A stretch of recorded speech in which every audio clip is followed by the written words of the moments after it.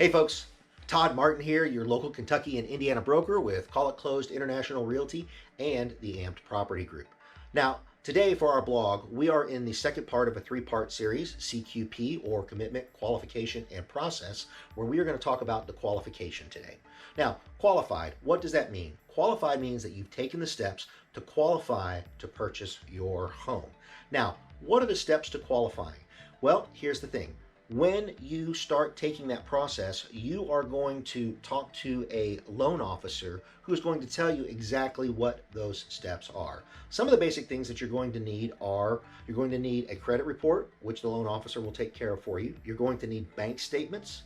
You're going to need tax statements. So if you haven't paid your taxes, you need to go ahead and do your taxes, because you can't get money if people can't trace where that money is coming from.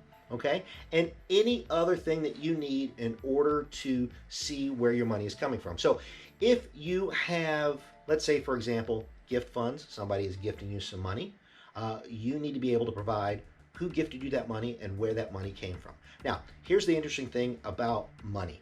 Let's say for example, you have somebody that's gifting you some money and that person doesn't really want to go through the qualification process with you. Well, the best way to do that is to make sure that that money is in your bank account, at least 2 bank statements. So when your bank records are pulled, it doesn't show that that money was just freshly being deposited. Because if you're qualifying for a loan, you have to verify where all this money comes from. And they look for new deposits, and the banks look for anything that's kind of crazy. So if you're going along the process and all of a sudden you dump $5,000, $10,000 into your account, you got to explain where that is. Now, what if you think that you're not qualified? What happens? Well, here's the thing. I recommend that you go through the process, because a no is not always a no.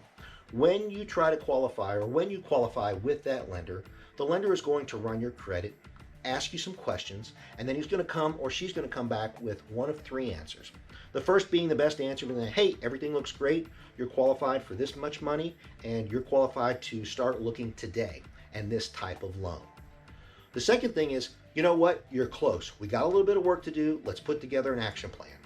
Or the third part of that is, hey, you know what, let's take a step back, let's take a deep breath, and let's figure out how to get you where you need to be. So guess what? That doesn't mean that you're not qualified, and that is not a definitive no. That just means that you've got to do some work. Remember this, if buying a house was easy, everybody would do it. Okay? You are going to better yourself in the long run once you're able to purchase your first property, or your second, or your third. Now, what if you're worried that you don't have enough money?